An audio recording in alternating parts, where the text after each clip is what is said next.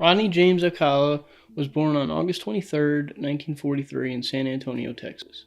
His family moved to Mexico when Rodney was 8 years old, then only 3 years later his father abandoned the family. The Alcala family then moved to suburban Los Angeles. When Rodney was 17, he entered the Army as a clerk but was medically discharged for mental health issues after a nervous breakdown. Alcala was a smart young man with an IQ of 135, went on to attend UCLA, but he wouldn't stay on the straight edge for much longer though. In 1968, he lured his first known victim to his apartment in Hollywood. The victim was Tali Shapiro, an 8-year-old girl. Tali barely survived her beating and rape. She was saved by a passerby who reported a tip to authorities on a possible abduction. Once police arrived to his apartment, Alcala ran and was a fugitive for years. He moved to New York under the alias John Berger and enrolled in film school at New York University, where he studied under Roman Polanski, who was still a fugitive after pleading guilty in 1977 to underage sex with a minor. He then fled from the United States to France on the night before his sentencing. Alcala was eventually recognized as the person responsible for Tali Shapiro's rape and attempted murder, owing to an FBI poster. He was detained in 1971 but only charged with an assault and sentenced to prison. Shapiro's family prevented her from testifying, making a conviction for rape impossible. He first served 3 years in prison before being sentenced to another 2 years for assaulting a 13-year-old girl. Sadly, the authorities then allowed Alcala to visit relatives in New York. Authorities now think he killed college student Elaine Hover, who was the goddaughter of both Sammy Davis Jr. and Dean Martin, and the daughter of a well-known Hollywood nightclub owner, within 7 days of his arrival there. When all of this was over, Alcala in 1978 managed to land a position as a typesetter at the Los Angeles Times using his real name, which by this point had a significant criminal record.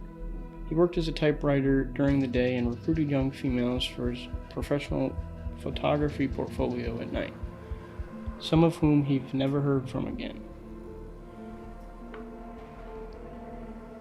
On September 13, 1978, Rodney Alcala was chosen for the Bachelor dating game show.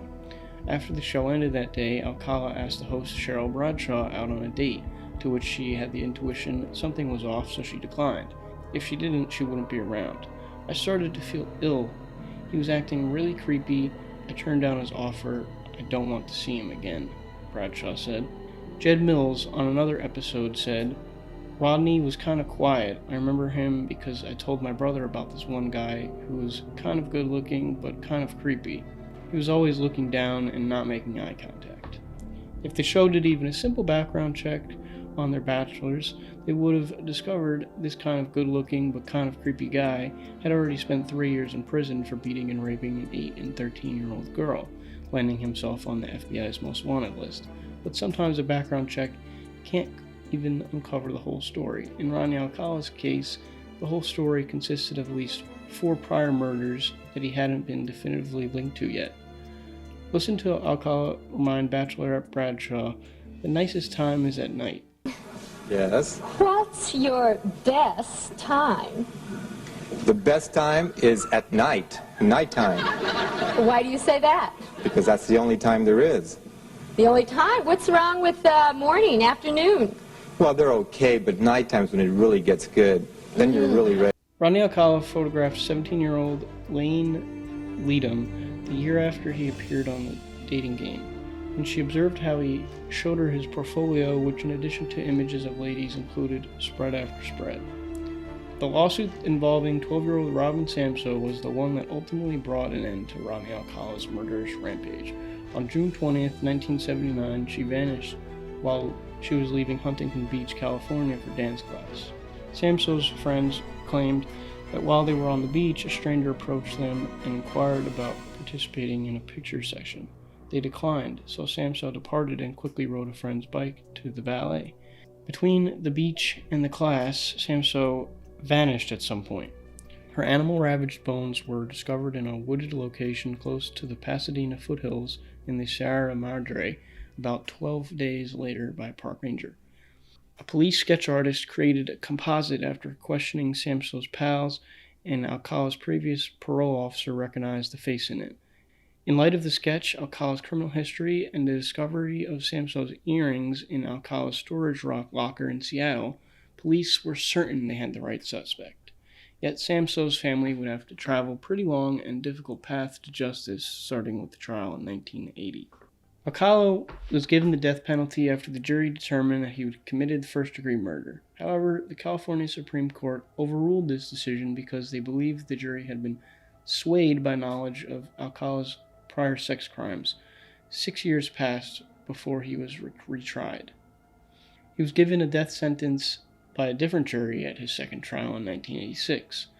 The Ninth Circuit Court of Appeals panel overturned this one in 2001, in part because the second trial judge refused to allow a witness to support the defense assertion that the park ranger who discovered Robin Samso's animal-ravaged body in the mountains had been hypnotized by police investigators.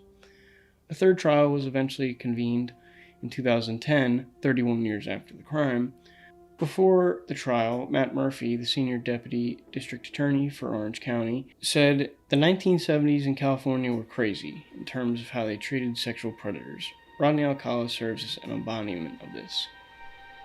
Alcala self-published a book titled You. The jury, during the time he was imprisoned, in which he asserted his innocence in the Samso case. He vigorously disputed periodic DNA tests conducted on convicts for the police department's evidence bank. In addition, Alcala filed 2 claims against the California prison system, one for a trip and a fall accident, and the other for the jail's denial of a low-fat menu. Alcala unexpectedly declared that he would represent himself in his third trial. Even though Samso was killed 31 years ago, according to the prison DNA swabs, police also obtained solid proof that he was responsible for 4 other killings from decades before. At the 2010 trial, prosecution was allowed to include Robin Samso in these fresh murder accusations. The jury in the 2010 trial were in for a strange experience. In his capacity as his own counsel, Rodney Alcala would address himself as Mr. Alcala, ask himself questions, and then respond. 5 hours were spent in the strange question and answer period.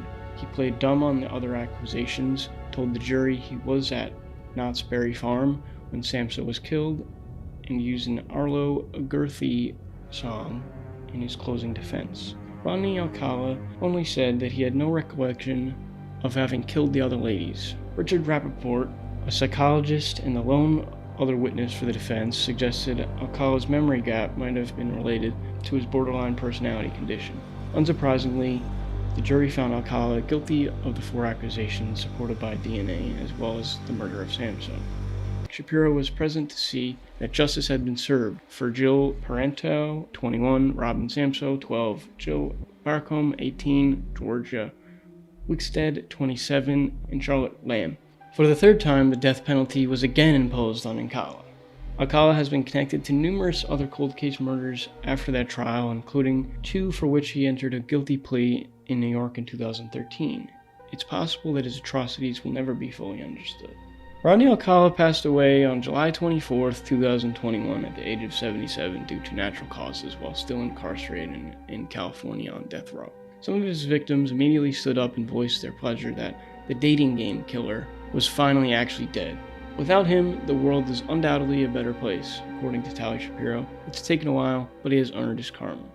He was where he needed to be, and I'm sure that he's in hell, said investigator Jeff Sheeman, who had been working on a cold case involving Alcala in Wyoming in recent years. Sheeman recalled that Alcala would trace his fingers down to the faces of the victims in the images shown to him during police interviews, maybe in an effort to annoy and even outrage the detectives.